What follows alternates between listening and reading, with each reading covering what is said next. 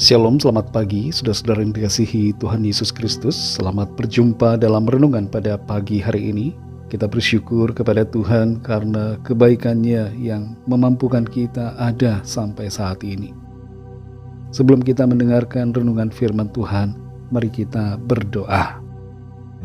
Bapa Sorgawi, Bapa yang sungguh sangat baik, Bapa dalam nama Tuhan Yesus Kristus, kami memuji, memuliakan nama-Mu, mengagungkan Engkau karena kebaikan-Mu. Engkau Allah yang patut dipuji, disembah. Engkau Tuhan yang hidup, yang selalu mengasihi kami. Terima kasih untuk kesempatan dan nafas hidup yang Tuhan berikan di hari yang baru ini. Kami mau pakai bagi hormat kemuliaan nama-Mu. Saat ini kami mau mendengarkan sabda firman-Mu. Urapi kami agar kami mengerti dan taat pada setiap kehendak-Mu. Dalam nama Tuhan Yesus kami berdoa. Haleluya. Amin. Saudara yang dikasihi Tuhan, ayat renungan kita pada saat ini terdapat dalam Kisah Para Rasul pasal 9 ayat 3-6. Tertulis demikian. Dalam perjalanannya ke Damsyik, ketika ia sudah dekat kota itu, tiba-tiba cahaya memancar dari langit mengelilingi dia. Ia rebah ke tanah dan kedengaranlah olehnya suatu suara yang berkata kepadanya, "Saulus, Saulus, mengapakah engkau menganiaya aku?" Jawab Saulus, "Siapakah engkau, Tuhan?" Katanya, "Akulah Yesus yang kau aniaya itu. Tetapi bangunlah dan pergilah ke dalam kota. Di sana akan dikatakan kepadamu apa yang harus kau perbuat." Saudara yang dikasihi Tuhan, tidak selalu pertobatan melibatkan hal-hal yang luar biasa dan ajaib. Ada orang yang bertobat dengan cara yang sederhana, misalnya hanya dengan membaca suatu ayat firman Tuhan yang menggugah dan menyadarkan pemikirannya. Ada orang yang mendengarkan khotbah lalu bertobat. Ada juga yang karena sebuah percakapan dengan seseorang yang membuatnya mengerti arti hidup dan mengambil langkah perubahan. Tapi ada orang-orang tertentu yang punya kesaksian pertobatan begitu luar biasa karena mengalami perjumpaan dengan Tuhan atau mengalami suatu manifestasi kuasa dan mujizat yang heran. Namun bagaimanapun juga, semuanya itu, baik yang kelihatan sederhana maupun ajaib, setiap pertobatan itu terjadi oleh lawatan dan karya Roh Kudus. Kisah pertobatan Saulus menjadi salah satu kisah yang mencengangkan. Kita baca dalam ayat-ayat ini, Saulus sedang berada dalam perjalanan menuju ke Damsyik, dan ia sedang dalam misi untuk menangkap dan menganiaya orang-orang Kristen. Tapi di tengah jalan terjadi pengalaman yang luar biasa. Cahaya yang menyilaukan dan penuh kuasa memancar dari langit dan melingkupi Saulus hingga ia terjatuh. Saat Saulus jatuh ke tanah, ia mendengar suara yang berkata kepadanya, "Saulus, Saulus, mengapakah engkau menganiaya aku?" Pertanyaan ini mengungkapkan suatu fakta bahwa di dalam penganiayaannya terhadap orang percaya, Saulus sebenarnya menganiaya Tuhan sendiri. Ada banyak orang yang berusaha menutup tempat ibadah, menghentikan kegiatan ibadah orang-orang percaya, meneror aktivitas dan kegiatan rohani supaya berhenti, tanpa menyadari bahwa mereka sebenarnya sedang melawan Tuhan. Saulus yang kemudian berganti nama menjadi Paulus merespons dengan pertanyaan, "Siapakah engkau, Tuhan?" Dalam jawabannya, Tuhan menyatakan dirinya dengan jelas, "Akulah Yesus yang kau aniaya itu." Perjumpaan yang mendalam dan pribadi dengan Tuhan Yesus Kristus mengubah segala sesuatu dalam hidup Saulus. Dia menyadari bahwa keyakinannya yang sebelumnya adalah salah dan bahwa Yesus adalah Tuhan Allah yang hidup.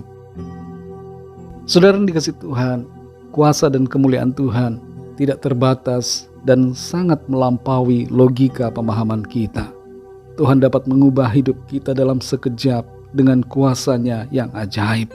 Tuhan dapat menjamah orang-orang untuk berubah, mengalami pertobatan yang sejati.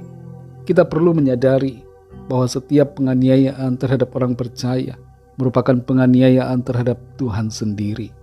Jadi sebagai orang-orang yang percaya, jangan kita merasa takut atau kecewa ketika mengalami tekanan dan tantangan. Karena Tuhan ada di pihak kita dan membela. Kita justru perlu berbelas kasihan kepada mereka yang menganiaya, yang belum mengerti kebenaran. Pertobatan yang nyata melibatkan pengenalan pribadi dengan Yesus Kristus sebagai Tuhan dan Juru Selamat. Pertobatan di luar Kristus bukanlah pertobatan yang sempurna, sebab hanya di dalam Tuhan Yesus saja ada kebenaran dan keselamatan. Pertobatan tanpa perubahan hidup juga tidak benar, karena pertobatan itu melibatkan iman dan sikap hidup dalam ketaatan akan firman Tuhan. Pertanyaan buat kita, sudahkah kita sungguh bertobat dan mengenal Yesus Kristus sebagai Tuhan dan Juru Selamat kita? Adakah kita taat dan rela dalam melakukan kehendak-Nya? Mungkin proses pertobatan kita tidak seluar biasa yang dialami oleh Saulus, tapi sadari bahwa semuanya itu adalah karya Roh Kudus, karya Tuhan dalam hidup kita. Mari kita hidup dalam iman, ketaatan dan kesetiaan kepada Tuhan seterusnya dan selamanya. Mari kita berdoa. Terima kasih Bapa, kami bersyukur untuk firman-Mu yang sudah kami dengar pada saat ini. Firman-Mu memberikan kami kekuatan dan sukacita. Engkau Tuhan sungguh ajaib. Kuasa-Mu yang mempertobatkan kami. Kuasa-Mu yang membuat kami mengerti akan kebenaran-Mu dan membuat kami percaya kepadamu. Kami bersyukur Tuhan, karena kasih karunia-Mu Tuhan limpahkan dalam hidup kami. Kasih karunia-Mu yang mengubahkan kami. Ajar kami Tuhan untuk sungguh-sungguh mengenal-Mu lebih lagi dalam hidup kami. Memiliki hubungan yang pribadi dengan Tuhan dan hidup dalam pertobatan yang sungguh. Ada perubahan sikap hidup yang sesuai dengan kehendak firman Tuhan. Pimpin kami selalu ya Roh Kudus, agar kami senantiasa hidup dalam jalan-jalan kebenaran-Mu ya Tuhan. Berkatilah kami di sepanjang hari ini, dalam segala aktivitas kami, dalam tugas, pekerjaan, pelayanan, dan dalam segala aktivitas kami. Biarlah di dalam semuanya nama Tuhan senantiasa kami muliakan, dan Tuhan membuat kami senantiasa berhasil dalam segala hal. Kami berdoa bagi yang sedang dalam keadaan sakit dan dalam masalah persoalan, agar kuasa Tuhan bekerja, menjamah, menyembuhkan kami. Kuasa Tuhan mengalir, memberikan kesempurnaan pada tubuh kami. Berikanlah juga jalan keluar, nyatakan kuasa mujizat-Mu yang ajaib dalam hidup kami, yang sedang menghadapi persoalan ataupun masalah. Kami percaya kami alami mujizat, kami alami kemenangan, kami alami pertolongan Tuhan. Terima kasih ya Bapa, dalam nama-Mu yang kudus, nama Tuhan Yesus Kristus, kami sudah berdoa dan mengucap syukur. Haleluya. Mari sama-sama kita berdoa doa Bapa kami.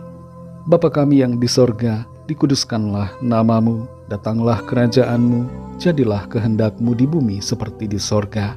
Berikanlah kami pada hari ini makanan kami yang secukupnya, dan ampunilah kami akan kesalahan kami, seperti kami juga mengampuni orang yang bersalah kepada kami. Dan janganlah membawa kami ke dalam pencobaan, tetapi lepaskanlah kami daripada yang jahat, karena Engkaulah yang punya kerajaan dan kuasa dan kemuliaan sampai selama-lamanya. Amin.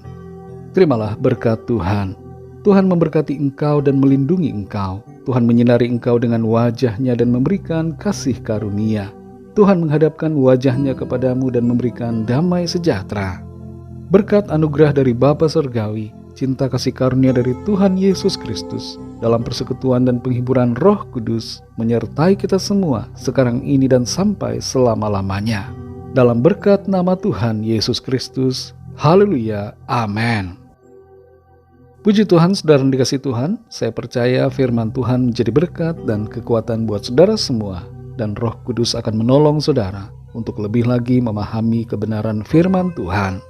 Tuhan Yesus memberkati saudara semua. Sampai jumpa dalam renungan yang berikutnya. Haleluya.